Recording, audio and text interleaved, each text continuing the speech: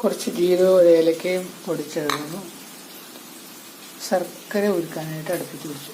കുറച്ച് വെള്ളം ഒഴിച്ചിട്ട് ശർക്കര ഉരുക്കുക. ജീരകവും ഏലക്കയും പൊടിച്ച് വെച്ചു.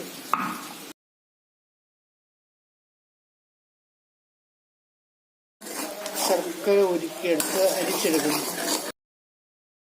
ശർക്കര ഉരുക്കിയത് അരിച്ച് ഈ പാത്രത്തിലേക്ക് വെച്ച് അതിലേക്ക് ഇടിച്ചു വെച്ചിരിക്കുന്ന ജീരകവും ഏലക്കയും ചെറുപയർ പുഴുങ്ങിയത് ഇടുന്നു. ചെറുപയർ ഉപ്പിട്ട് പുഴുങ്ങി വെച്ചിരിക്കുന്നതാണ്. ചെറുപയർ പുഴുങ്ങിയിട്ട് ഇളക്കി വെള്ളം പറ്റിച്ചെടുക്കും.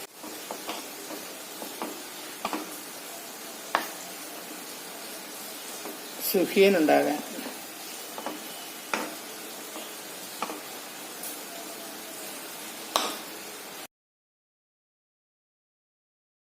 ശർക്കരയുടെ കുറച്ച് വെള്ളം പറ്റാനുണ്ട്.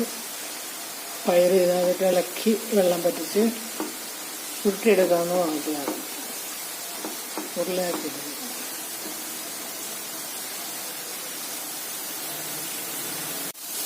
വെള്ളം പറ്റി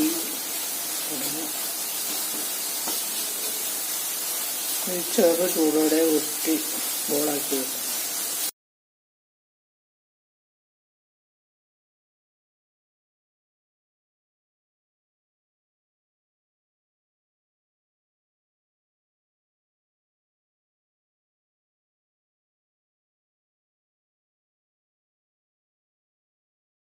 മുക്കി പൊരിക്കാനായിട്ട് കുറച്ച് മൈദ, ഉപ്പ്, കുറച്ച് മഞ്ഞൾപ്പൊടി ഇളക്കി വെള്ളം ഒഴിച്ച് കുഴച്ചെടുക്കുന്നു. കുറച്ച് കറുത്ത എള്ളിട്ടിട്ടുണ്ട്. കുറച്ച് എള്ളിട്ടു. ഇതൊന്ന് ഇളക്കി കുഴച്ച് എടുക്കുന്ന രീതിയിൽ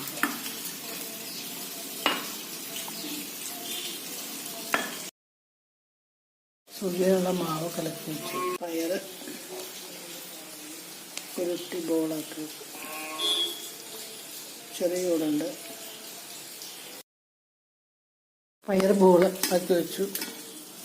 മാവ് ഇളക്കി വെച്ചു. ഇനി ചെറുപയർ ബോൾ ഇതിനകത്തേക്കിട്ട് സുഖിയനാക്കാം. എണ്ണ എടുത്ത് വെച്ചു. സുഖിയൻ വറുത്തെടുക്കാനുള്ള എണ്ണ ചൂടായി. ഈ ബോൾ പെറുക്കി മാവിലേക്ക് ഇട്ടിട്ട് ഡിപ്പ് ചെയ്യുന്നു. ഒക്കെ എടുത്ത് എണ്ണയിൽ ചെറിയ ഇനി 5 എണ്ണങ്ങളുണ്ട്. ഒരു സൈഡ് മൂത്ത് വരുമ്പോൾ മറിച്ചിടാം.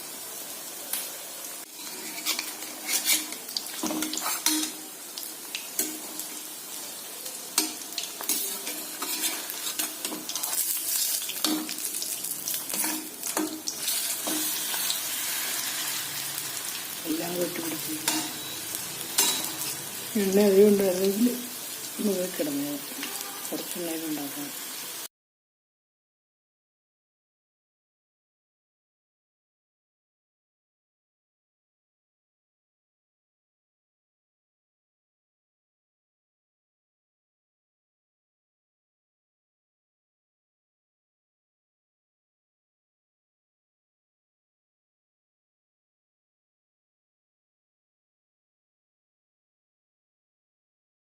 രണ്ട് ഗ്ലാസ് പച്ചരിയും 1 ഗ്ലാസ് ചാക്കരിയും വെള്ളത്തിലിട്ട് 6 മണിക്കൂർ കുതിർത്തു.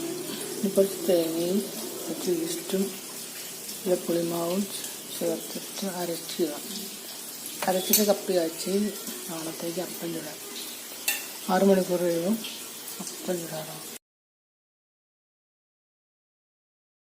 അരി മുഴുവൻ അരച്ച് കഴിഞ്ഞു. ഇനി ഇതിൽ നിന്ന് കുറച്ച് മാവ് എടുത്തിട്ട് കപ്പി കാച്ചണം. ഇത്ര മാവ് 2 സ്പൂൺ മാവ്.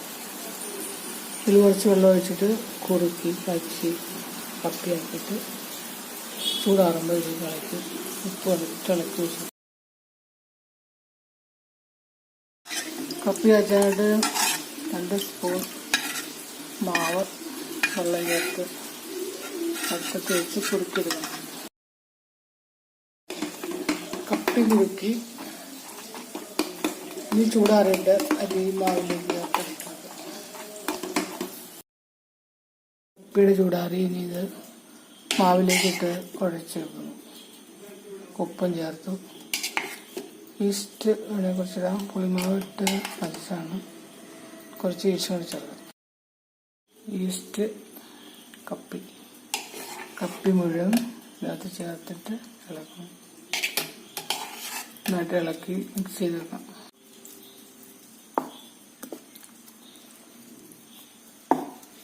കൈ ഉപയോഗിച്ച് കുഴയ്ക്കാം. ഇപ്പോൾ സ്പൂൺ കൊണ്ട് വെച്ചിട്ട് തന്നെ കപ്പി നന്നായിട്ട് ഉടഞ്ഞില്ലെങ്കിൽ കൈ കൊണ്ട് കുഴയ്ക്കാം.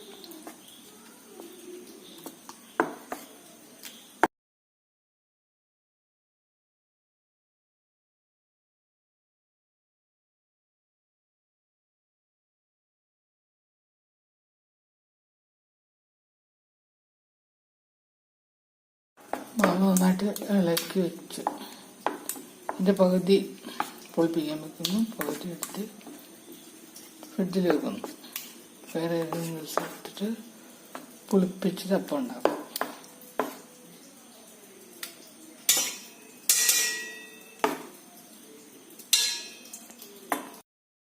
മാവ് 2 പാത്രങ്ങളിലാക്കി വെച്ചു. ഇത് നാളെ എടുക്കാനായിട്ട് പുളിക്കാനായിട്ട് ഇത് ഫ്രിഡ്ജിലേക്ക് വെക്കും. ഒരു 2 ദിവസം കഴിഞ്ഞിട്ട് എടുക്കും. ഇന്നലെ രാത്രി അരച്ച് വെച്ച അപ്പത്തിൻ്റെ മാവ് പൊളിച്ച് അപ്പം ചുടാം.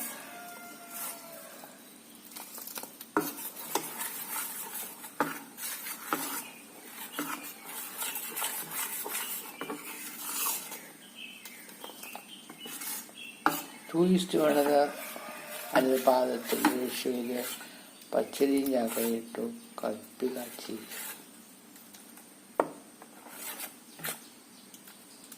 മാവിലേക്ക് 1 സ്പൂൺ പഞ്ചസാര ഇട്ട് ഇളക്കുന്നു.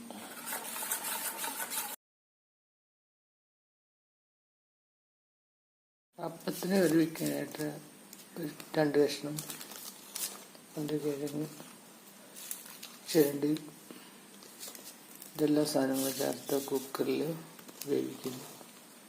അതിനുശേഷം പാല് ചേർക്കും. ഓണിയൻ, ജിഞ്ചർ, ചില്ലി, കറിവേപ്പില, ഗാർലിക് ഇതെല്ലാം ചെറുതായിട്ട് അരിഞ്ഞു ഈ കുക്കറിലേക്ക് ഇട്ടിട്ട്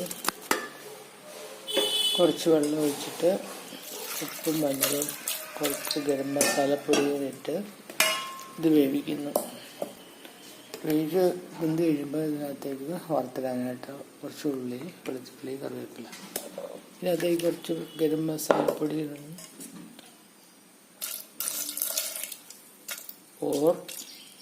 1 cardamom, 1 clove, ഗ്രാമ്പു,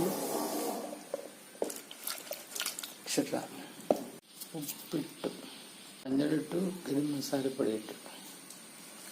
ഇനി ഇത് അടുപ്പത്ത് വെച്ച് വേവിക്കും. കുക്കറ് 4 തവണ വിസിലടിച്ചു. തീ എടുത്തിട്ട് ചൂടാറുമ്പോൾ കടുക് വറുത്തിടാം.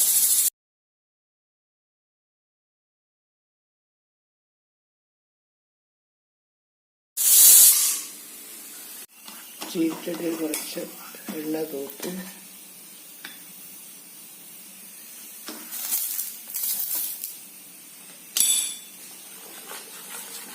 മാവ് വെച്ച് പഞ്ഞിടാം.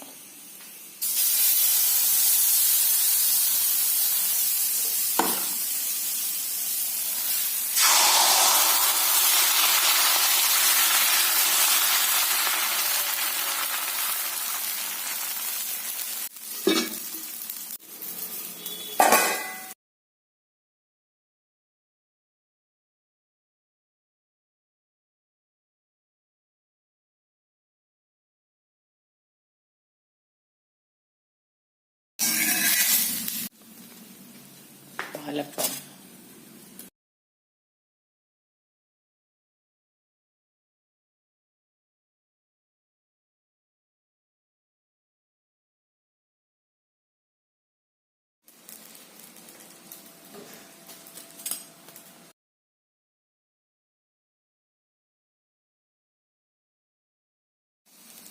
അപ്പം ചുട്ട് കഴിഞ്ഞു.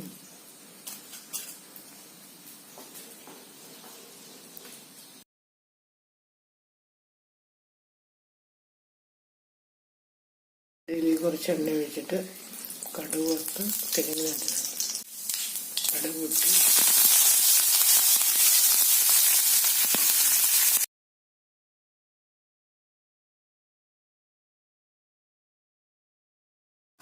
കുക്കറിൻ്റെ പ്രഷർ പോയി.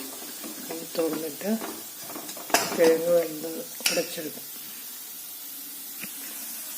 ഉള്ളിയൊക്കെ കഴുകത്തിലേക്ക് ചേർക്കും.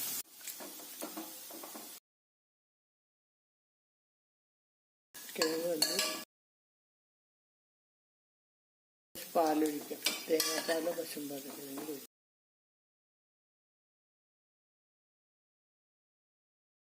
കുറച്ച് പാലിലാക്കും. ഇതൊന്ന് ചൂടാക്കി പതപ്പിച്ച് വെക്കുന്നു. ചൂടായി ഇതിലേക്ക് ഉള്ളി കടുക്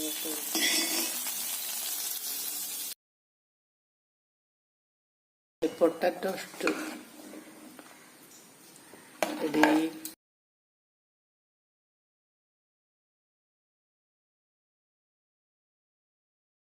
അപ്പം പൊട്ടറ്റോ സ്റ്റൂ.